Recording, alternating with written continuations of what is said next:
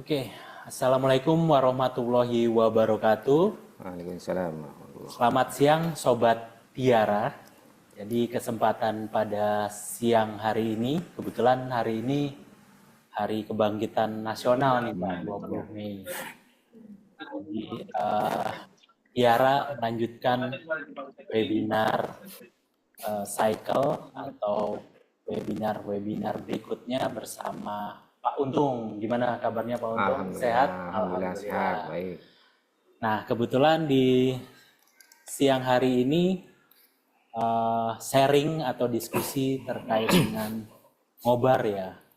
Ngobrol bareng apa ngopi bareng nih? Ngopinya udah ada, tinggal ngobrolnya nih Pak. Terkait dengan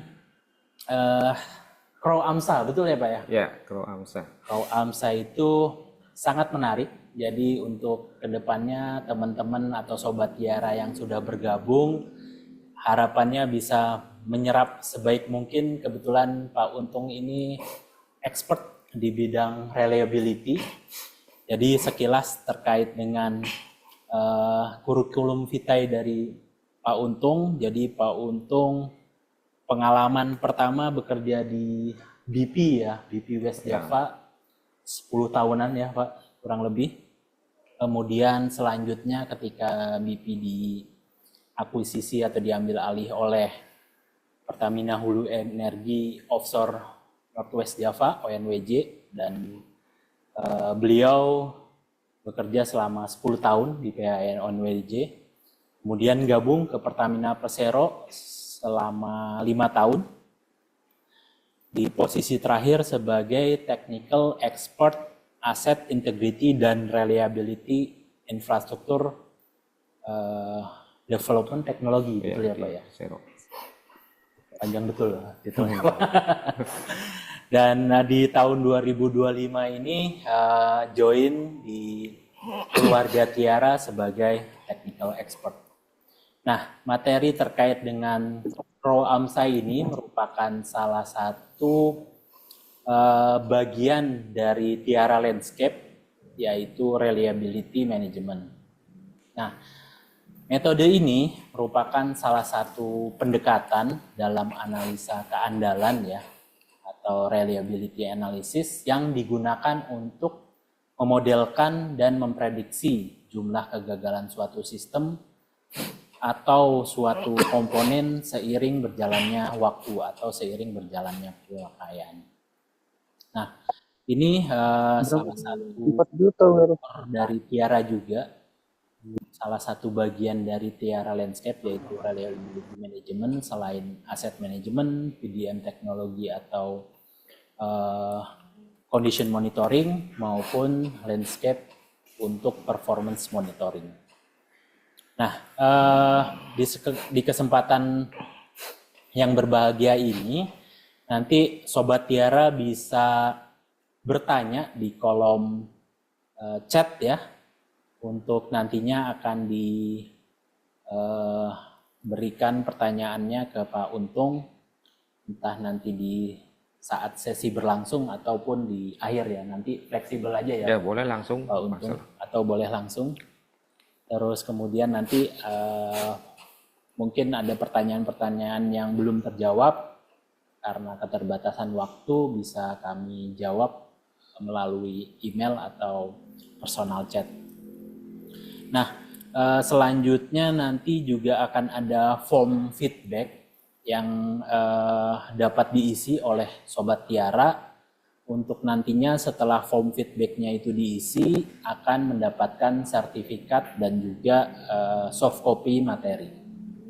Nah, tanpa berlama-lama lagi, silakan pada Pak Untung untuk bisa sharing ya, dilanjutkan diskusi terkait dengan metode Crow AMSA ini. Silakan Pak Untung. Terima kasih Mas Adi atas waktu yang telah diberikan. Assalamualaikum warahmatullahi wabarakatuh. Waalaikumsalam warahmatullahi wabarakatuh. Alhamdulillah kita bertemu lagi ya, ngobrol bareng yang kedua ya. Setelah sebulan yang lalu kita ngobar tentang maturity level untuk aset manajemen ya. ISO 55000. ISO 55001. Nah, sekarang kesempatan ini kita akan sharing bareng tentang Kroamsa. Kroamsa itu makhluk apa itu ya? Padahal ini makhluk ini sudah lama sebenarnya ya. Iya. Sejak 1984 sebenarnya. Ini Kroamsa bukan ini. burung gagak itu. Bukan ya, mau burung gagak kali ya. Tapi kenapa di Indonesia kok penerapannya belum ya? Even di pertahunnya pun mungkin baru beberapa teman baru pernah dengar ya. Kroamsa itu apa ya? Yang selama ini kita dengar itu adalah apa? Reliability. Tapi yang paling umum adalah Weibull, ya. Weibull, kemudian blok diagram, RBD, terus RCM, kemudian RCFA, FMEA, FMECA, ECA dan lain-lain ya. Betul. Ada satu pertanyaan yang menggelitik nih.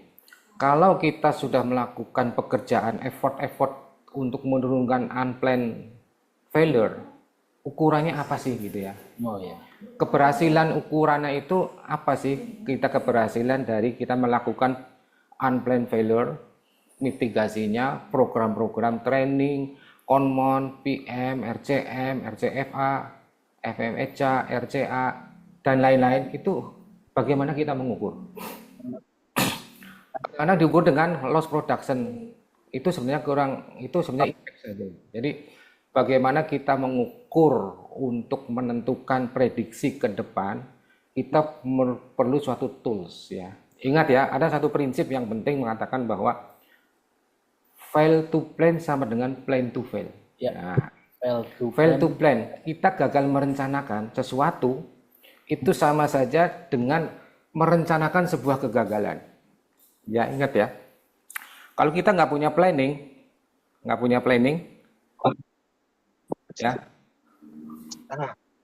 punya planning, terus maka kita tidak akan punya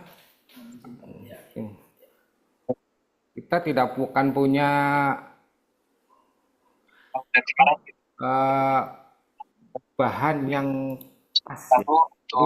Karena kalau kita planning ini kita punya planning, diminta manajemen melakukan suatu perencanaan budget. Nah, perencanaan budget. Nah, budget itu biasanya mudah sekali kita menentukan, Mas Aldi. Jadi gimana budget tahun 2025? Ambil saja tahun 2024 tambah 10%. Oh iya, betul. Nanti agar bisa di-challenge oleh manajemen, biasanya kan ada challenge 30%. Oke lah, tambahin 40%. Jadi tetap naiknya 10%. Trick and tricky-nya kan seperti itu. Oke. Tapi itu kan nggak sehat ya. Banyak pekerjaan yang nantinya akan tertunda atau mungkin tidak terlaksana dengan berbagai macam keadaan. Nah, ada suatu prediksi yang sangat bagus untuk menentukan kita melihat credibility growth ke depan. Effort kita sudah bisa lakukan seperti bagus atau enggak, effort kita lakukan apakah ada perubahan atau enggak, itu kita bisa lihat dengan tools namanya Kroamsa. Oke. Nah, kalau kita melihat prediksi-prediksi yang umum, kalau kita lihat dari prediksi ini, umumnya kita pakai rumus reliability ya. Dari OREDA ya, Offshore Reliability Data. Itu pertama OREDA namanya itu. Kemudian dari OREDA berkembang menjadi OREDA plus plus. Ada 1 dan 2. OREDA 1 untuk onshore, untuk surface facilities, dan OREDA 2 untuk subsurface facilities ya. Singkatannya juga berbeda, offshore and onshore reliability data. Nah, plesetanya gini, kalau data itu tidak sesuai, itu bukan disebut OREDA lagi, Mas Aldi. Ora reliability data, ora reliable datanya gitu ya. Kalau kita memang kita pakai data punya orang lain yang sama sekali berbeda operating konteksnya dengan yang kita punya.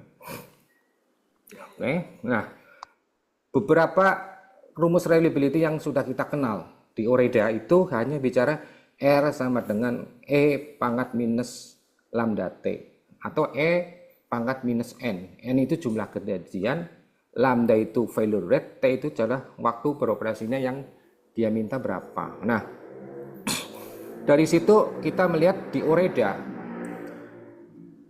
saya lihat beberapa kelemahan di Oreda itu seperti ini. Jadi failure rate-nya itu sangat.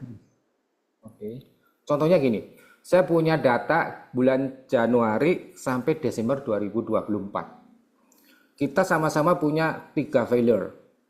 Satu failure terjadi bulan Januari, satu failure terjadi bulan Februari, satu failure bulan Maret. Dengan failure yang Januari, sama Februari, atau Maret. Pokoknya failure. berbeda? Oh. Kita belum bicara failure sama atau enggak ya. Kalau MTBF itu maintain between failure itu kalau di Oreda adalah per failure mode. Ya. Failure mode yang sama akan dihitung MTBF-nya. Kalau failure mode yang berbeda, sudah nggak berat lagi. Ya. Nah, kalau kita pakai MTBF apa adanya, failure yang terjadi Januari, Februari, Maret dengan failure yang terjadi Januari, Juni, Desember, atau failure yang terjadi sama-sama 3 kali, Oktober, November, Desember. Sekali failure rate-nya sama-sama ya. Berapa itu? 12 dibagi 3. Ya. Seperempat ya, seperempat. Jadi MTBF-nya itu 4 bulan. Mean time between failure-nya 4 bulan. Nah, failure rate-nya seperempat. Ya. 0,25 ya. Nah, Oreda itu pakainya seperti itu. Nah, kalau kita untuk membuat prediksi itu kurang akurat. Oke. Karena MTBF itu biasanya untuk failure rate yang apa? Random, kemudian dia sejenis. Dan pola waktunya terbebas, entah mau di urutannya mau ngumpul di depan atau di tengah atau nyebar di ujung gitu ya. Itu sama-sama failure rate-nya. Nah, kalau kita punya data dengan demikian, kita akan prediksi 2025. Gimana kita memprediksi 2025? Bulan Januari itu terjadi failure rate apa enggak? Dengan data 2024. Kita akan sulit. Nah, itu hanya dengan failure rate biasa ya. R pangkat E pangkat minus lambda T. Nah, kemudian ada lagi pengembangan dari situ, namanya Weibull. Weibull itu dari failure itu akan terjadi failure pattern. Apakah dia akan terjadi infant mortality, apa random failure atau wear out. Nah, dari situ kita akan melihat prediksinya tentunya akan berbeda. Kalau dia infant mortality, dia gagal di awal. Berikutnya insya Allah kegagalannya sedikit. Tetapi kalau Weibull, kita prediksi dengan Weibull, kita mesti punya tingkat keyakinan. Confidence levelnya kita tentukan. Dengan confidence level 90%, dia akan terjadi failure kapan. Dengan confidence level yang lebih rendah, failure yang terjadi tentunya akan lebih panjang. Karena apa? Semakin berkurangnya unplanned, berarti kan equipment-nya tersebut akan berjalan dengan baik terus. Tentunya dengan reliability yang tinggi, dia akan pendek waktunya. Ya. Kalau confidence levelnya 50%, dia akan lebih panjang. Nah, itu salah satu kelemahan di Weibull itu seperti itu. Dan di Weibull juga kita harus tahu kapan suatu equipment itu diinstal, Mas. Ya. Kalau kita tidak tahu kapan diinstal, dalam hal ini kita install bulan Januari 2024 ya, misalkan demikian, maka kita baru bisa melihat dengan Weibull. Itu pun dengan failure mode yang sama, tetapi bias juga tergantung failure pattern. Ya, failure patternnya berbeda, tentunya hasilnya akan berbeda. Nah, kemudian ada juga pengembangan Duan model. Kemudian, sekarang ada namanya Crow-AMSA. Larry Crow membuatnya tahun 1984. Beliau adalah salah seorang engineer di AMSA, Army Material System Analysis Activity. Jadi dia yang berbisnis mengembangkan persenjataan di Amerika. Jadi dia nanti akan melihat pesawatnya ini sering gagal nggak, tanknya sering gagal apa gimana, membuatnya seperti itu, Mas. Jadi Crow itu dari nama Larry inventornya ya Pak? Larry Crow itu penemunya, Larry Crow namanya. Dia bekerja untuk AMSA. Namanya Crow-AMSA. Nah, Army Material System Analysis Activity. Nah, kalau kita yang peserta CMRP ya, kalau kita lihat CMRP pasti pertanyaan ini selalu keluar. Ini grafik apa? Ini jawabnya Crow-AMSA, salah satunya itu ya. Nah, kelebihan Crow-AMSA ini adalah dia bisa memprediksi tanpa kita tahu equipment itu diinstal kapan. Yang penting kita tahu failure terjadi tanggal sekian jam, ya. Dan failure ini bisa homogen, non homogen, NHPP, non homogeneous Poisson proses. Poisson itu nama orang Prancis yang membuat grafik-grafik seperti itulah, yang untuk probability itu pelopornya Poisson tahun 1897-an gitu, lama sebenarnya ya. Nah, dengan Kroamsa ini kita bisa memprediksi dengan data yang ada, kita akan bisa memprediksi, misalnya kita punya 10 failure, kita bisa memprediksi ke 11, ke 12, ke 15 dan sebagainya. Nah, berikutnya nanti akan ada contoh dari 20 failure yang terjadi. Nanti kita akan plot seperti apa hasilnya. Nah, dari situ kita akan simulasikan deh. Kita ambil 10 failure yang katakanlah yang sudah terjadi. 10 failure itu memang terjadi, yang ke-11 sampai 20 sudah terjadi. Tapi kita anggap itu belum terjadi. Kemudian kita predik, Mas Aldi. Dengan predik 10 failure ini, kita akan mendapatkan failure ke-11 sampai 15 sampai 20. Jadi ada minimum data yang dibutuhkan? Minimum tidak ada. Justru ini 3 data pun minimum. Di ini minimum 3 lah. 3. Semakin banyak data semakin ini akurat ya. Karena di 3 data itu di beberapa best practice dia sudah akurat. Ya, akurat. Reliability curve-nya itu, instantaneous failure rate-nya itu akurat sekali. Jadi hasilnya apa? Dari 1 sampai data ke 20 yang terjadi, kita ambil data prediksi tanggal 1 sampai failure ke 1 sampai 10. Kita prediksi ke 11 sampai 2 sampai 15. Hasilnya apa? Luar biasa. Ternyata standar deviasinya paling sekitar seminggu. Seminggu bisa lebih cepat. Ya. Jadi dari data ke 1 sampai 10, kita prediksi data ke 11, kurang lebih maju mundurnya seminggu. Bisa lebih cepat, bisa lebih lambat. Oke. Standar deviasinya. Nanti di sini ada simulasinya, Pak. Nanti simulasi ada di apa? Ada di materi. Materi nanti juga akan saya bagikan. Oke. Bisa next mungkin, Pak, atau masih di slide ini, Pak? Nanti ini masih pengantar dulu ya. Siap. Nah, kemudian saya kasih tahu intinya dulu. Nah, kemudian dari data 1 sampai 10 kita bisa prediksi 20 prediksi ke depan. Nah, dari situ kita akan bisa melihat kapan akan terjadi failure. Kalau kita pakai failure mode yang sejenis, itu akan lebih akurat lagi. Ya. Jadi nanti kita akan tahu, oh kalau failure ini tipenya ini dia butuh spare part ini. Kita bisa prediksi 10 failure ke depan atau 5 tahun ke depan saya punya spare part mungkin filter sekian banyak terjadi pada tanggal sekian. Itu untuk planning and budgeting cocok sekali. Untuk menghindari tadi yang fail to plan sama dengan plan to fail. Nah, itu ya. Itu quote yang bagus sekali. Itu untuk para perencana juga ya, planner, scheduler, plan to fail sama dengan fail to plan. Oke. Kemudian di situ hebat juga ada yang prediksi pesawat dia akan terjadi, kemungkinan dia terjadi insiden pesawat tanggal 14 Mei 2004. Tapi faktanya tanggal 10 Mei, meleset cuma 4 hari dari prediksi yang sebelumnya dihitung. Oh, berarti sudah ini kisah ya ini sudah lebih proven dibanding metode-metode yang lain. Oke, nah sekarang bagaimana? Nanti kita tidak akan terjebak kepada pertanyaan statistik ya, karena statistiknya rumit ya. Biarin teman-teman dia aja yang rumit, yang teman-teman audiens tinggal terima enaknya aja lah beresnya gitu ya, gitu ya.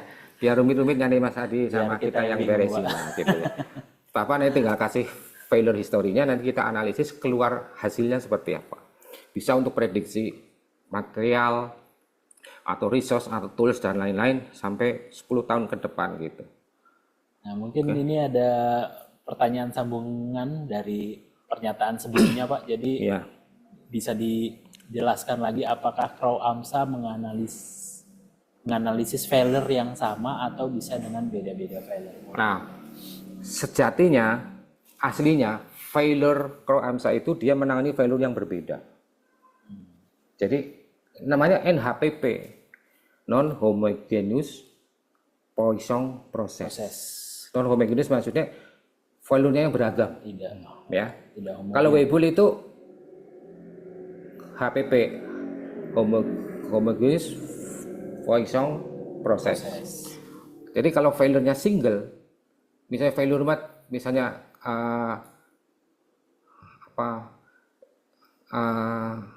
apa misalnya High vibration. high vibration, itu saat high vibration aja pakainya Webull. Tapi kalau ada vibration, ada corrosion dan lain-lain, kita pakainya Kroamsa. Apalagi kalau Kroamsa dipakai untuk failure yang sejenis, dia lebih akurat lagi. Oke. Oke, lanjut Pak. Dan hebatnya Kroamsa ini tidak perlu tingkat confidential sekian persen. Tapi bisa dilakukan tingkat confidential sekian persen, ada juga pakai yang C-square apa nama von Neumann apa segala macam yang pakai teknologi itu ya. Bisa diterapkan. Bisa diterapkan. Oke. Oke, sebelum kita ke sana kita definisikan dulu. Reliability itu adalah apa? Reliability itu adalah intinya adalah mengabaikan failure, menghindarkan failure yang terjadi. Ultimate dari sistem reliability adalah failure free environment. Oke. Nah, sekarang dalam organisasi kita ya. Kenyataannya adalah failure itu akan menghentikan kehandalan, mengurangi kehandalan. Kalau di organisasi kita, apakah kita reliability fokus atau repair fokus? Maksudnya gini, reliability fokus adalah manajemen yang menghargai keandalan. Jadi walaupun tidak ada terjadi failure, unplanned failure, si teman-teman peserta pelaksana kegiatan pengelola pemeliharaan lapangan tetap dihargai setinggi mungkin. Tapi ada juga perusahaan yang dia menghargai. Kalau terjadi failure dia tangani. Sementara kalau nggak ada failure nggak ada penghargaan apa-apa tuh. Itu sebenarnya salah ya. Organisasi yang benar adalah organisasi yang menghargai orang yang tidak membuat failure. Lebih dihargai dibanding orang yang menangani failure. Sebab kalau yang ditangani kemudian dihargai, cenderungnya mereka akan bikin failure dengan sengaja. Saya bikin failure aja lah, biar nanti saya dapat hadiah angpau gitu. Ini manajemen kok diem-diem aja nih. Ini insentif bonus terlambat. Saya bikin failure aja lah, nanti bisa dipercepat itu. Tapi kan nggak sehat. Ya, nggak sehat. Ya, jadi orang minta perhatian dengan membiarkan failure terjadi. Seharusnya sebagai manajemen, mudah-mudahan di sini ada manajer ya, lebih menghargai orang yang tidak membuat failure daripada orang yang menangani failure. Begitu kan? Setuju nggak Mas? Setuju Pak. Kalau yang nggak setuju, silakan komen. Ya. Oke. Kemudian manajemen views repairs as failure. Kenapa? Manajemen sebaiknya melihat repair itu seperti failure. Karena apa? Repair kan membutuhkan uang juga, ya. Dan membutuhkan apa bedanya repair dengan failure? Repair adalah kita kerjakan sebelum terjadi failure, ya. Kalau sudah terjadi failure, tetap juga di repair juga. Kerugiannya mana? Lebih rugi yang sudah failure, kita repair juga. Oke. Oke, lanjut. Nah, ini kebanyakan organisasi sekarang mengakui, Mbak. 2 of 3 mengatakan saya reliability fokus. But they demonstrate repair fokus. Orang mengatakan, "Wah, saya fokusnya reliability," tapi apa? Mereka fokusnya ke repair, ya. Bukan mencegah terjadinya failure. The reward fast repair, no rewards occur for failure avoidance. Ini kenyataan di kehidupan kita sehari-hari lah. Mereka lebih menghargai orang yang memperbaiki failure, tetapi jarang memberikan penghargaan kepada orang yang tidak pernah membuat failure. Benar apa? Reliable. Benar apa betul gitu ya? Cenderungannya seperti Cenderungannya betul gitu ya. Oke. Hanya 1 dari 3 yang mendemonstrasikan reliability fokus. Nah, oke. Kemudian kalau kita membuat Kroamsa, ini kita bisa tunjukkan nih ya. Beta lebih 1, beta kurang dari 1, dia reliability fokus. Jadi failure rate-nya akan semakin berkurang seiring dengan bertambahnya waktu. Kalau beta lebih 1, repair fokusnya bertambah. Ini repair, kalau betanya lebih dari 1 berarti segala macam perbaikan itu tidak menghasilkan lebih baik. Ada effort RCM, ada Conmon, hasilnya apa? Hasilnya adalah dilihat dari betanya. Betanya kurang dari 1 berarti Conmonnya berhasil, RCM berhasil, root cause-nya berhasil, investigation berhasil, trainingnya berhasil, manajemen review-nya berhasil, organisasinya berhasil, training kompetensinya berhasil. Itu ditunjukkan dengan B kurang dari 1. Oke. Nah, kalau kita lihat ya, Di sini ada, ini hasil dari failure nih. Dari sini kita punya beberapa failure. Ini yang segitiga ada failure ya. Nah, kalau betanya ini kurang dari 1, berarti failure-nya itu semakin berkurang. Jadi ada perbaikan sistem. Tapi kalau betanya lebih dari 1, itu berarti penanganan unplanned failure-nya tidak berhasil. Jadi bapak-bapak nanti sebenarnya kalau kita lihat pekerjaan kita 3 tahun ke belakang itu efektif atau enggak, lihat data dari failure historinya seperti ini. Kita plot menjadi Kro AMSA, ya nanti akan kelihatan oh berhasil atau enggak, gitu ya. Kemudian kalau audit sebenarnya gini, audit aset manajemen, kita lihat beta ini dari Kro AMSA seberapa. Kalau betanya kurang dari 1, dia layak diberikan baik. Kalau betanya lebih dari 1 atau sama dengan 1, berarti hasil auditnya walaupun sebaik apapun evidence, tapi faktanya di lapangan tidak demikian. Jadi kalau saya sebagai auditor, cukuplah. Kro AMSA-nya berapa nilai betanya? Kurang dari 1, oh berarti bagus audit, evidence-nya mana kita percaya. Tapi kalau lebih dari 1, hasil auditnya bagus, itu mungkin dia hanya sekedar pinter memberikan evidence. Ya, tapi fakta di lapangan mungkin tidak begitu. Evidence itu kan harus ada realisasi, mungkin kurang dukungan manajemen. Nah, trainingnya, kompetensinya dan lain-lain ini bisa diukur dengan ini. Oke? Nah, mana yang lebih penting, menghindarkan failure atau repair failure? Ya, ini yang merah nih, fail to plan sama dengan plan to fail. Nah, itu harus diingat loh ya. Ini bukan hanya sekedar pekerjaan, dalam hidup kita juga begitu Mas Ade. Kita hidup punya perencanaan.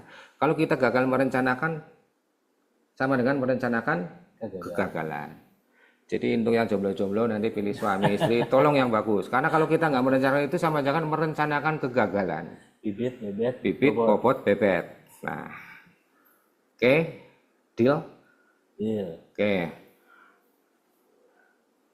Ini kita lanjut aja, nanti dibagi ya materinya ya. Nah, ini hasil dari statistik ya. Improve people performance. Kalau kita meningkatkan kompetensi people, maka kita bisa meningkatkan 38% menghindarkan problem. Jadi 38% problem berkurang. Make it easy for people to do right and hard to do wrong. Jadi dia akan mengerjakan yang baik dan dia akan berat mengerjakan yang tidak baik. Kalau kita memperbaiki prosedur dan practices, best practice, 34% dia akan improve-nya. Hardware-nya 28%. Oke? Tapi kalau yang people performance dan prosedur dan practice diperbaiki, improve, maka hardware itu bisa mungkin nggak terlalu masalah lah ya. Nggak akan menimbulkan unplanned failure. Oke. Terus nomor 4 nih, verify that people, procedure, process, issue are at the heart of major problem, refer to BP's final report and the Baker report. Ini kejadian apa? Kejadian di Texas City. Silakan lihat di Texas City, analisanya, statistiknya seperti itu. Kemudian ada kecelakaan di Teluk Meksiko. Ya, tahun 2010 ya, kurang lebih. Pokoknya 1 tahun setelah BP West Java diambil oleh PHE. 2010. Saya ingat 2010 itu. Jadi sepertiga aset BP habis untuk menangani kecelakaan di laut Teluk Meksiko itu. Pakai apaan? Banyak sekali pelajaran yang bisa diambil. Oke. Ya, boleh balik lagi Pak. Oke, ini silakan. kan terkait dengan best practice ya, terkait apakah dominan di kompetensinya yang pertama atau upgrading di hardware-nya ya kan? Ya. Sama tadi terkait dengan prosedur ya. Nah, kira-kira apakah ketiga ini harus dilakukan bersama-sama atau mana yang kira-kira paling banyak berefek ya Pak? Ya, saya kira urutannya itu berdasarkan presentasi ya. Pertama, people performance. Kalau performance people-nya bagus, kompetensinya bagus, dia akan menghindarkan problem. Problem itu masalahnya salah satunya adalah dia akan bisa membuat prosedur yang baik. Ya, kalau nomor 1 nggak ada, gimana dia akan membuat prosedur yang Ya, make sense itu. yang best practice yang benar-benar bisa diterapkan ya tidak. Nah kemudian best prosedur kan biasanya ada berisi tentang hardware, software di situ ya. Nah itu saling berkait Mas Aldi. Betul. Oke. Jadi prioritas itu ya people performance, dari situ dia akan bisa nge-drive membuat prosedur and practices. Dari situ dia di prosedur itu dia akan melihat Improvement di hardware atau teknologi yang lain yang sesuai dengan pekerjaan. Oke. Gitu. Oke, Pak. Oke. Nah, ini secara dari Kroamsa ya. Kroamsa model dikemukakan oleh Larry Crow tahun 1970-an. The model is particularly useful in tracking failure rates over time and predicting future failure in system under development or operation. Jadi dia itu hebatnya dia akan bisa mengukur failure-nya itu tidak berhenti dari awal sampai akhir, bahkan dia ketika ada perbaikan itu masih bisa diukur. Misalnya kita punya failure dari 1 sampai 10, kemudian ada failure ke 11, kita plot lagi bisa. Failure 12 plot lagi bisa. Nanti akan ketahuan. Ya. Jadi kalau misalnya kita 1 sampai 10 punya, kemudian kita plot prediksi sampai ke 20, 11 sampai 20 kan berarti prediksi ya. Nah nanti dari prediksi nanti kita lihat effortnya lebih enggak. Nanti kita lihat tahun depannya setelah prediksi ternyata harusnya ada 5 failure, tapi ternyata mungkin cuma 3. Ya itu nanti hasilnya bisa diplot seperti itu. Oke. Jadi Kroamsa itu pengembangan dari 2 nih mobil gabungan dengan Weibull ya. Oke. Disebut juga reliability growth ya. Oke. Feature-nya apa Kroamsa? Reliability growth tagging, measure improvement in system reliability over time based on failure data, failure intensity function, use available process to model system failure gabungan ya. Parameter estimation, estimate the shape parameter beta and scale parameter to assess reliability trend. Kalau beta itu di Weibull kan dia shape ini ya, beta kurang dari 1 berarti infant mortality ya. Kalau beta kurang dari 1 di sini berarti ada perbaikan penanganan unplanned failure. Oke, kecenderungannya beda. Sama-sama beta tapi pengertiannya fungsinya lain ya. Ada beta, ada failure rate. Alpha itu scale parameter. Kalau di MTBF kan dia failure rate ya. Failure rate. Sama-sama simbolnya sama tapi tujuan fungsinya beda. Aplikasinya di defense and aerospace, manufacturing industry, energy, oil and gas. Oke. Nah, ini kisah nyata. Kisah nyata di power generation Median Energy New Zealand. Median Energy is the largest producer of hydroelectric in New Zealand. Dia mengoperasikan 9 hydro station ya, 36 main generator, kapasiti 3.500 megawatt. Oke. Nah, hasilnya seperti apa nanti ya? Di sini. Nah, ini failure yang ada di Meridian Energy tadi. Contohnya gini. Mereka punya failure terjadi failure 1 kumulatif D4 4 hari. Dia terjadi tanggal 2 Mei 2023. Oke. Failure kedua ya. Tanggal 8 Mei 2023. 2003 ya. Ya, berapa berarti? 10 hari berikutnya. 10 hari, berarti 6 hari ya? 6 hari selisihnya. Ya, tanggal 8 bulan 5 itu 6 hari. Jadi di total kumulatifnya 10. Failure ketiga 16 Mei 2023 berapa tadi? Berarti 8 hari. 8 hari. Jadi failure 1 4 hari, failure 2 6 hari, failure 3 8 hari. Dan satu equipment, Pak, atau terserah, ini bisa equipment bisa enggak. Oke. Pokoknya terjadi failure di situ aja. Karena nanti dia bisa gabungan, Mas Adi. Gabungan 1 equipment, 2 equipment, 3 equipment, bisa. Jadi ini tidak spesifik 1 equipment enggak, tapi 1 failure di mana saja. Kalau misalkan dia spesifik 1 equipment, dia akan lebih akurat. Oke. Oke. Jadi dia tidak memperbedakan value-nya dari apa gitu, enggak. Hebatnya Kroamsa itu seperti itu. Kalau Weibull nggak bisa seperti itu. Jadi analisanya bisa kalau ISO Namanya NHPP, non homogeneous Poisson process. bisa di level komponen mungkin Pak? Komponen bisa, lebar organisasi bisa, training bisa, equipment bisa, material bisa. Oke. Jadi nanti kan ketahuan, oh tahun ini saya failure rate-nya kenapa berkurang? Mungkin karena kompetensi personilnya lebih bagus, Improve ya.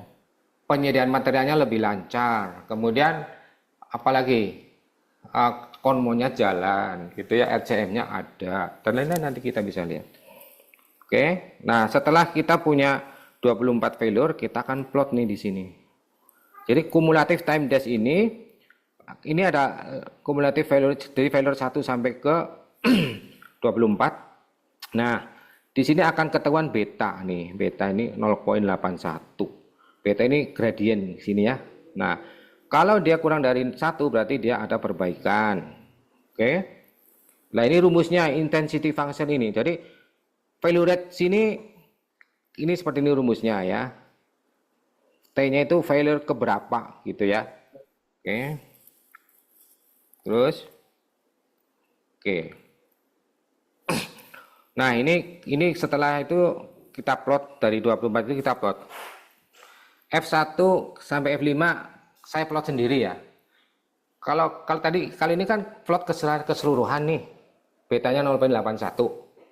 Dengan 24 failure betanya data history 0,81. Oke. Nah, saya plot F1 sampai F5. F1 sampai F5. Betanya sekian, lambdanya sekian. Ini betanya sekian, lambdanya sekian ya. Jadi setiap 5 itu saya buat plot sendiri. Untuk apa? Saya ingin simulasi. Nanti plot ke dari F1 sampai 5 failure rate ke-6-nya gimana sih, nanti kita lihat dari kenyataan gitu ya. Oke. Ingat ya, nilai beta itu adalah reliability growth kalau kurang dari 1, gradient tadi kurang dari 1 berarti dia ada improvement. Nah, sini kita lihat.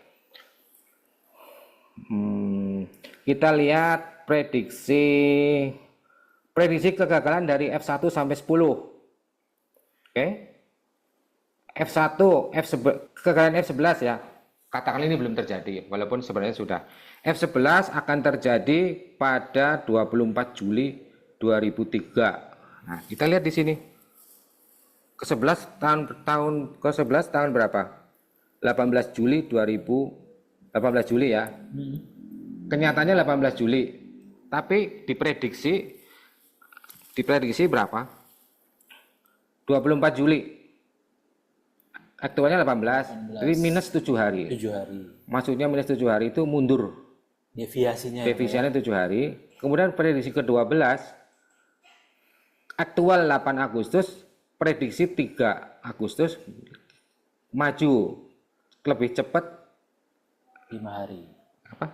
Lebih cepat atau lebih lambat nih? Lebih mundur, lebih lambat. Kita benar prediksinya 3 Agustus, aktualnya 8, berarti mundur 5 hari. Oke. Betul, Pak. Oke, kemudian ke-13 ini 4, kemudian ada yang mundur 1 hari dan rata-rata standar deviation 4 hari. Oke. Maju mundurnya 4 hari. Entah lebih cepat atau entah lebih lambat. Saya kira akurat ya prediksi seperti itu ya. Karena kita kan bukan Allah Subhanahu wa taala yang bisa prediksi tepat. Prediksi begini udah bagus banget. Namanya probability. Probability-nya kejadiannya sudah standar deviation 4 itu sudah bagus. Oke. Kemudian kita punya prediksi dari F1 sampai 15 nih. Kita prediksi 16. Next failure ke-16 12 September. Faktanya 2 September. Jadi kurang lebih ini standar deviation 4 hari juga. Oke. Kemudian F1 sampai 10 F1 sampai 20 kita punya data prediksi ini aktual 5 November prediksi ini standar deviasi 6. Ya. Nah, sekarang kan kita punya 24. Nah, sekarang saya mau prediksi failure ke-25. Failure ke-25 itu akan terjadi 21 Desember 2023. 2003. Aktualnya kapan? Kan nggak tahu kita. Nggak punya datanya. Nanti nggak punya datanya. Harus nanya ke Meridian Energy dulu 21 Desember 2003 ada failure nggak? Iya. Ya. Jadi kalau yang mau peer review ke Selandia Baru silakan tanyain. Menarik sih Pak. Ini Oke. jadi standar deviasinya bisa dikatakan maksimum Kecil. 7 hari lah Iya, ya. 7 hari plus minus seminggu ya. Betul Pak, sesuai yang dari Pak Nah, Untung. kalau misalkan kita punya data, ini failure, katakanlah failure-nya sama, failure number-nya sama. Kita kumpulkan data. Failure number ini kan tentu kita akan tahu equipment apa yang dibutuhkan untuk menangani failure itu ya. Nanti kita bisa plot nih, 5 tahun ke depan saya membutuhkan spare part ini, komponen ini sekian banyak. Nah, kita bisa siapkan. Kira-kira dengan modal sekian masih ekonomis nggak sih dengan hasil produksi saya sekian?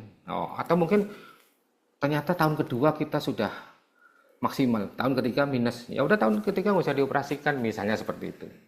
Dengan ekspektasi Ya. data reportnya juga mencantumkan Failure mode. Kalau nggak ada failure mode kita bisa prediksi, pokoknya asal gagal aja deh. tanggal Ya. gagalnya. Oke. Nah ini sebelum terjadi kegagalan, functional failure kan kita bisa pakai lakukan ini, oil analysis, vibration, thermal image, audible noise, head, itu thermal imaging ya. Nah, itu Tiara bisa melakukan ini semua nih agar tidak terjadi failure. Ini kesimpulan, prediksi next failure event cukup meyakinkan dengan standar deviasi 5 hari, bisa lebih lambat atau lebih cepat daripada actual failure history. Kita tidak bisa prediksi ini hanya dengan metode Weibull, nggak cukup. Oke. Nah ini kisah nyata lagi terjadi di apa nih, di perusahaan chemical. Mungkin sebelum ke sini Pak, Oke. izin ada pertanyaan juga terkait dengan data-data yang tadi ya Pak. Jadi semisal dari reliability engineer ingin menganalisa ya, membandingkan antara tahun 2024 dengan tahun 2025. Ya. Nah, data di 2024 tentunya pakai yang periode Januari Desember 2024. Nah, ketika menganalisa yang 2025, apakah juga memakai data yang 2024 atau cukup yang 2025? Anggaplah 2 sampai Jadi Desember. kita datanya pula, tolong ulang lagi. Datanya kita punya berapa? Kita ingin membandingkan 2 tahun, Pak. 2 tahun. Data yang ada tahun berapa? 2024 dengan 2025. Anggaplah 2025 sudah sampai Desember ya. Ya. Ingin membandingkan efektif maintenance 2 tahun itu. Nah, di tahun yang terakhir apakah tahun sebelumnya juga datanya dimasukkan atau cukup yang tahun terakhir aja, Pak? Semakin banyak data yang dimasukkan akan semakin akurat. Oke. Ya, semakin akurat. Kalau ada semakin baik karena tentunya dia trendingnya akan lebih akurat ya. Gitu. Semakin banyak data, semakin akurat gitu.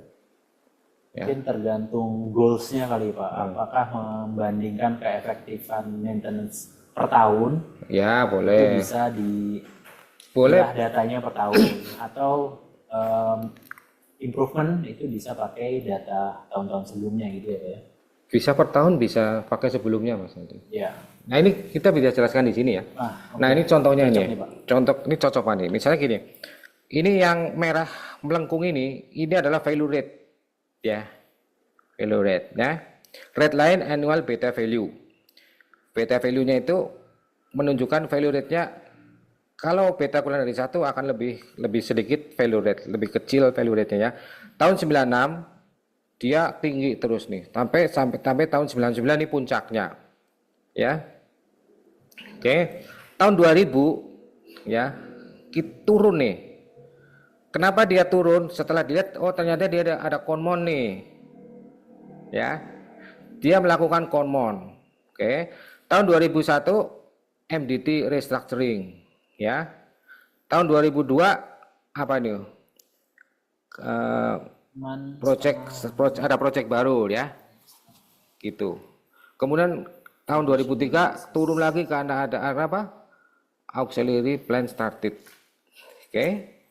Nah, ini kisah nyata seperti itu. Jadi kalau kita bisa melihat plot dari dulu trendingnya seperti apa, kita bisa ukur. Jadi nanti tentunya kali ini diplot per tahun ya.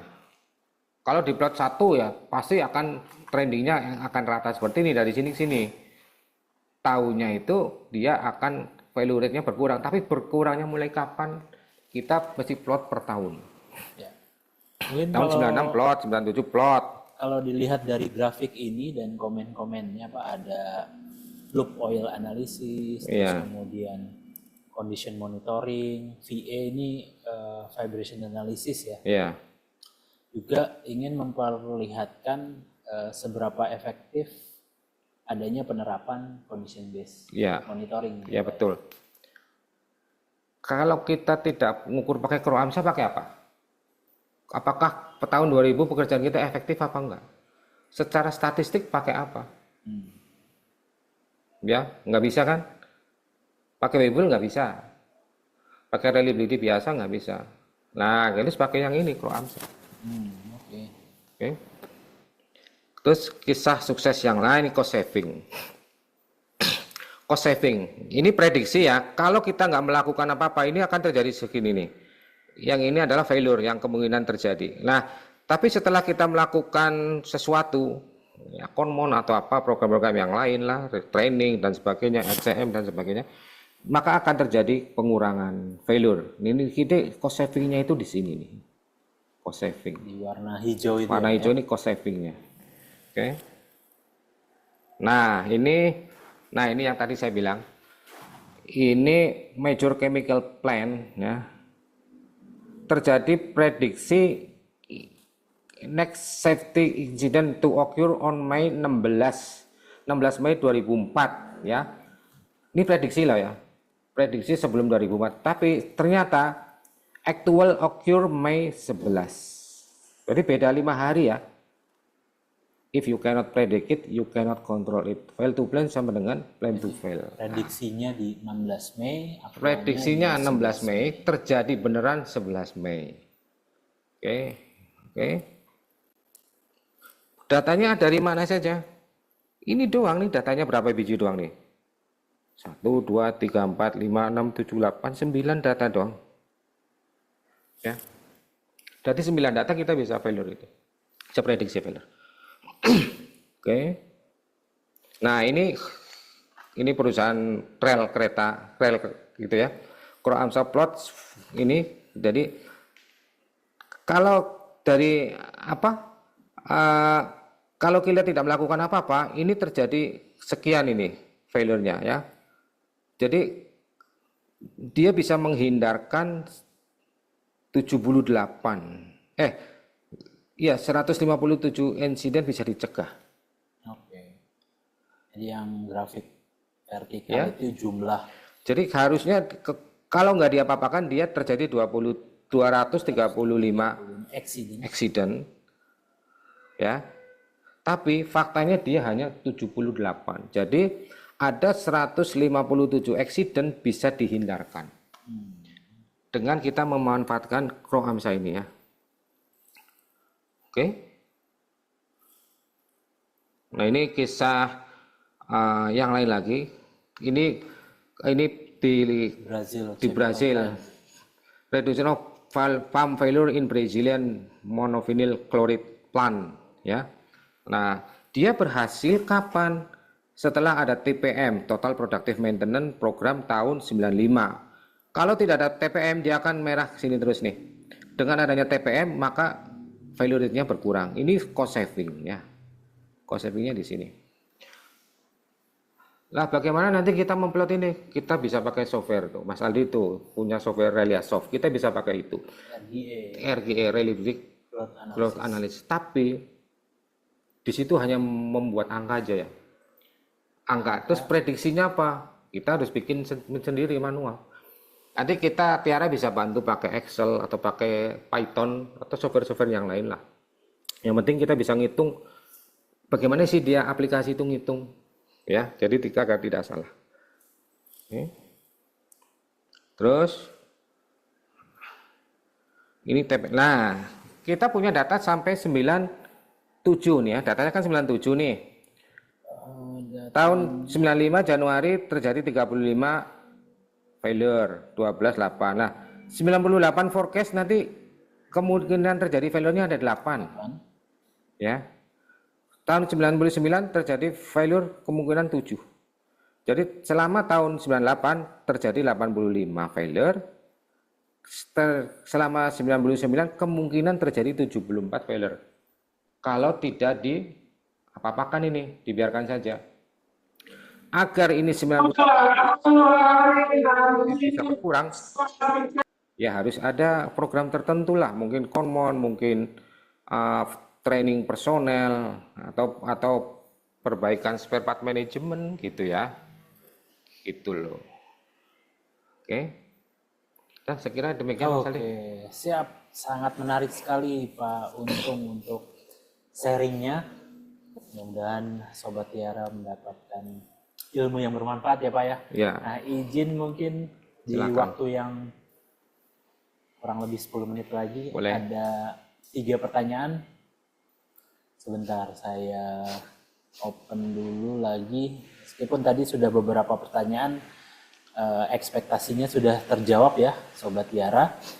Ini masuk ke pertanyaan berikutnya. Ini berhubungan dengan aset manajemen tadi ini. Ya. Pertanyaannya, apakah reliability itu dibilang berhasil dalam perusahaan, terutama pembangkitan, karena hubungannya terkait dengan maturity level pilar yang WPC, Work Rating and Control itu reliability nilainya 4 dari 5 yang maksimum. Tapi dari pilar operasi nilainya 2,5 dari 5. Jadi ini dihubungkan dengan WPC, pilar WPC sama pilar operasi.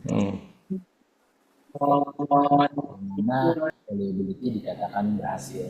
Mungkin itu sih pertanyaannya Pak. Ya, terima kasih. Pertanyaan dari Mas siapa itu? Dari Pak Andi, PLN Indonesia Power Service. Dari Mas Andi, PLN Indonesia Power Service. Ya, reliability itu kaitannya dengan failure free ya, failure free. Jadi reliability dikatakan berhasil jika failure-nya itu semakin berkurang, ya. Ya, program apapun hasilnya, kalau failure-nya itu semakin besar atau konstan, berarti reliability tidak berhasil. Cuma kan ngukurnya sulit ya, ngukurnya sulit. Kalau kita hanya mengukur pakai R sama dengan E pangkas minus lambda T, itu nggak akurat lah, nggak akurat. MTBF-nya nggak, apalagi kalau MTBF-nya itu random ya, random. Itu pastilah seperti yang tadi, MTBF ngumpul di awal bulan atau nyebar di sepanjang tahun atau ngumpul di ujung tahun, tentunya hasil reliability-nya nanti ininya akan bias, kan bias ya. Tapi walaupun itu seperti itu, tapi banyak perusahaan menerapkan itu karena itu sudah ada di OREDA. OREDA memang pakainya MTBF dan MTBF-nya pun per failure mode. Oke, reliability dikatakan berhasil ya jika failure-nya semakin berkurang ya. Failure-nya semakin berkurang, mean time to failure-nya mean time to repair-nya akan semakin sedikit. Jadi lebih cepat di repair. Kan kalau kita lihat kaitan antara reliability, availability, maintainability kan A sama dengan R plus M. Availability itu sama dengan reliability plus maintainability. Jadi itu tidak bisa dipisahkan. Jadi ukuran keberhasilan dari reliability adalah failure free. Reliability itu kan keandalan. Keandalan itu apa? Bebas dari failure. Ya, itu dari segi itu. Nah mungkin pertanyaannya kalau ekonomisnya seperti apa? Ya, itu harus dianalisa lagi ya. Tapi umumnya sih ya, kalau semakin handal suatu peralatan, biaya ininya akan semakin kecil, biaya penanganannya ya. Kalau terjadi eskalasi, apalagi kalau sampai terjadi ke fatality atau kebocoran yang menimbulkan tuntutan hukum reputasi, itu tidak bisa dinilai. Jadi keberhasilan reliability itu sejauh mana dia semakin sedikit failure-nya, menurut saya seperti itu. Oke, siap. Terima kasih. Oke. Lanjut nih Pak ke dua pertanyaan terakhir ya. Silakan. Ini dari Mas Adam Mahfud Pertamina. Ada Mahfud teman saya nih, rokan Halo ini. Mas Adam. Mas Adam, kabar Mas Adam? Bagaimana mengukur tingkat perbaikan reliability dari program maintenance seperti RCM, condition monitoring, atau overhaul, terutama terkait yang cost saving tadi nih Pak? Kita bisa lagi ke itu nggak? Slide. Ke slide yang tadi ya. Ya, sebentar. Itu bisa Mas Adam. Tadi kan ada cost saving yang hijau itu ya. Jadi nanti akan bisa dilihat ya. Yang ini. Halaman Ke atas coba. slide Nah, ini yang 18. hijau. Ada yang hijau. 18. Back. Cost saving. Gua ke bawah ya. Ke bawah. Ya, terus turun. Turun lagi. Terus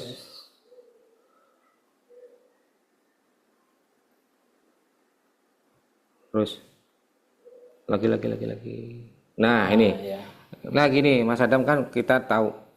Jadi nanti akan kita lihat dari ini kan akan ketahuan plotnya ya.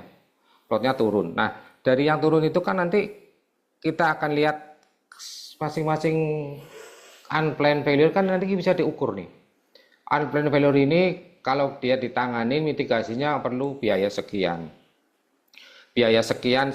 Kemudian loss production-nya berapa kalau untuk oil and gas ya. Loss production-nya sekian barrel kali berapa hari kali biaya penanganan. Itu kan bisa di statistiknya itu kan pasti ada ya. Misalnya biaya untuk penggantian engine sekian miliar. Itu bisa disamarikan seperti itu. Sebenarnya ada di nanti mudah-mudahan ada reliability engineering ya.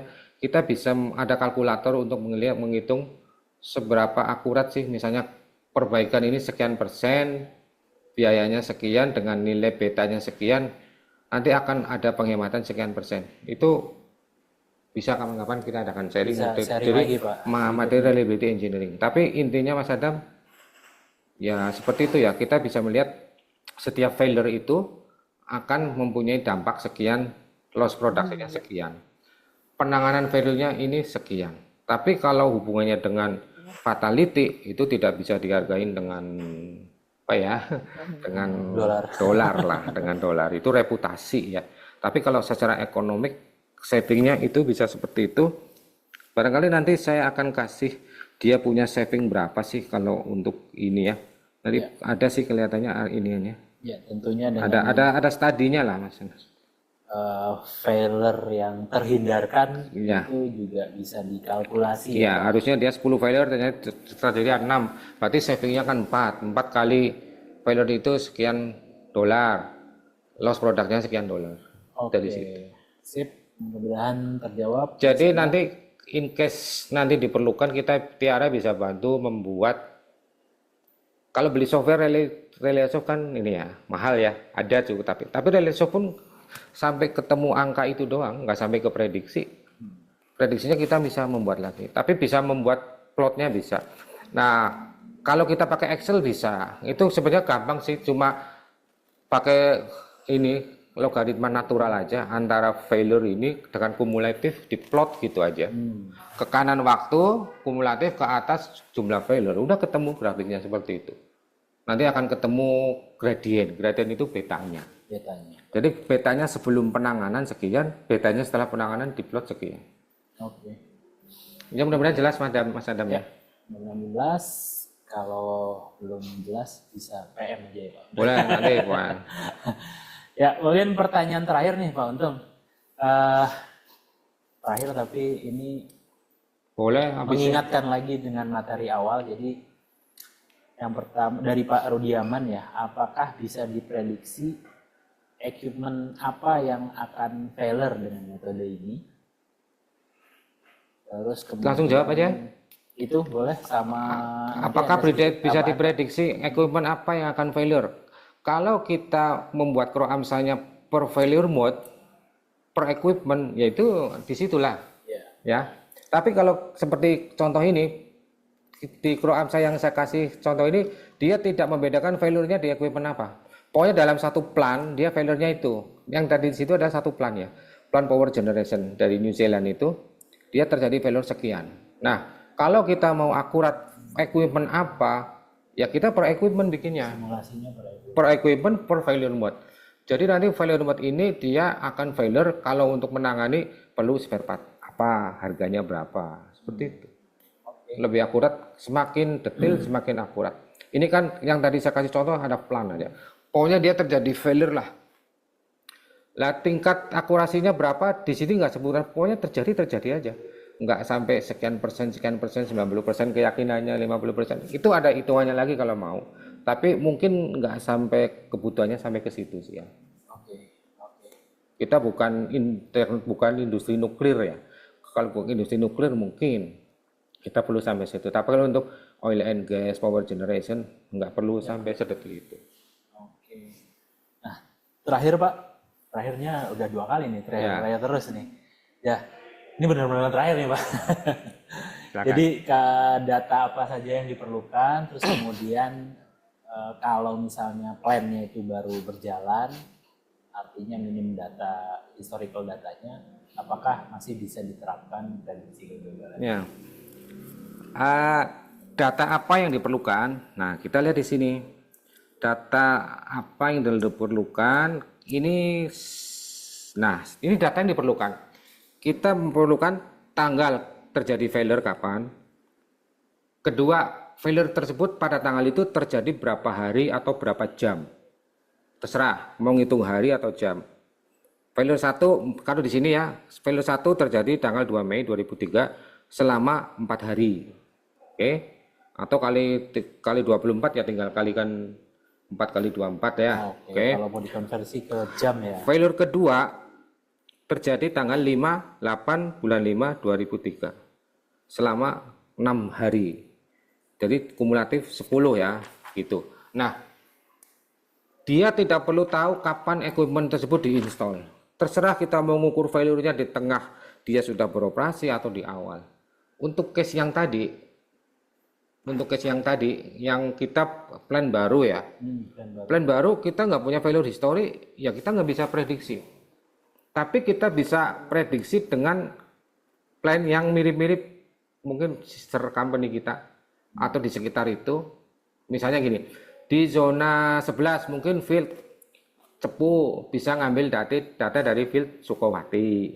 Misalnya Cepunya fasilitas baru, tapi kan mirip-mirip tuh operating contact-nya dengan field Sukowati. Mungkin generatornya sama, kapasitasnya sama. Ambil dari situ untuk prediksi. Silahkan aja. Ya, namanya prediksi kan harus ada data historinya ya. Data histori kalau tidak ada, ambil sister company atau yang dekat-dekat kita yang tipikal. Kalau nggak ada juga, pakai Oreda. Tapi Oreda kan bukan seperti Kroamsa. Oreda kan kita punya pompa ini failure mode-nya ini failure rate-nya sekian. Tapi itu prediksinya harus yang pakai Webull ya. Tidak seakurat yang pakai Kroamsa. Kalau mau lebih akurat, kita ambil data real yang terjadi di sekitar plan yang kita punya. Dan mungkin kalau bisa dengan operating contact yang sama, kondisi lingkungan, kondisi bisnis prosesnya sama, produknya sama, terus properties dari sumber gasnya yang sama, tipikal, lah itu akan lebih akurat. Kalau tidak, pakailah Oreda. Tapi Oreda tidak seperti Oreda kan nggak tahu kita punya failure berapa jam, tanggal berapa kan nggak ada. Kita hanya bisa pakai Webull MTBF. R sama dengan E pangras minus lambda T. Kan kita sudah punya failure rate lambda. R-nya sudah ketahuan mau 90%, nanti akan bisa diambil T-nya itu sampai kapan dia akan terjadi failure berikutnya. Oke. Gitu Mas. Siap Pak Untung. Terima kasih banyak nih sebelumnya untuk sharingnya. Sama mohon maaf sebelumnya kepada Sobat Tiara yang pertanyaannya belum terjawab. Kalau masih ada lagi waktu nggak masalah? Mau satu lagi yang terakhir? Nggak apa-apa sampai jam 2 juga. Jam 3 oke kita siap. Saya random aja ya Pak ya. Ada berapa masih? Kasihan yang udah bertanya nggak dijawab. Nanti dikira dicuekin nggak enak. Ayo dibaca aja semua Mas. Nggak apa-apa kan Pak Intan ya? Dua lagi. Oke, 2 lagi. Ini penentuan start kumulatif. Atau nanti kalau yang nggak kejawab bisa lewat email atau apa ya nanti. Oke. Satu ya Pak ya. Silakan. bagaimana penentuan kumulatif time-nya yang di failer datanya pada saat startnya itu penentuannya gimana? Apakah harus pada saat installation date atau sepunya datanya gitu kasarannya Pak? Idealnya ya. Kalau dia unplanned failure, dia catat misalnya tadi unplanned failure jam 12 lewat 01, catat mulai itu kumulatif. Kemudian kapan terjadi failure kan kegagalan ya, sampai dia berfungsi kembali. Jadi termasuk waktu instalasi, waktu perbaikan, hitung aja semua. Hitung aja semua agar lebih akurat datanya. Kalau misalnya tidak ada data itu, data pakai apa adanya, ini tetap lebih akurat daripada Webull, daripada yang Oreda. Ya, Oke, bisa tetap dikatakan lebih akurat. live data juga ya Pak ya? Oke, mungkin itu Pak. Katanya satu lagi ya? Satu lagi Kan bisa kita jawab via email atau personal ya Pak ya? ya boleh. Siap. Mungkin saya ucapkan terima kasih lagi Ya, Pak sama-sama. Untung Jazakumullah untuk khairan. sharingnya. Ini sangat-sangat bermanfaat. Ekspektasinya bisa diterapkan ya di masing-masing site atau pabriknya. Nah, untuk mengingatkan kembali kepada Sobat Tiara bisa mengisi form feedback sehingga nantinya bisa mendapatkan sertifikat maupun materinya soft copy. Kalau quote yang masih terngiang-ngiang tadi itu Pak, Fail to plan. fail to plan, plan to fail. Jadi in case nanti perlu silakan konsultasi ke lewat Mas Aldi ya. Misalkan ini tolong Tiara bantu, saya punya failure history ini tolong dianalisa seberapa akurat sih penanganan unplanned failure. Atau kita punya data ini tolong prediksi 5 tahun ke depan akan terjadi failure seperti apa. Menarik. Ya gitu, silakan kita bisa bantu. Tadi fail to plan, plan Plan to to fail. fail. Kita planning lagi webinar, ada planning Emerson ya? Di minggu depan, jadi diplanningkan untuk bisa join Sobat Tiara. Mungkin itu dari saya. Terima kasih banyak. Sama-sama Mas Ade, jazakumullah khairan. Bisa diakhiri untuk ngobar Tiara di siang hari ini. Mohon maaf apabila ada kekurangan. Saya akhiri. Wassalamualaikum warahmatullahi wabarakatuh. Waalaikumsalam warahmatullahi wabarakatuh. Salam.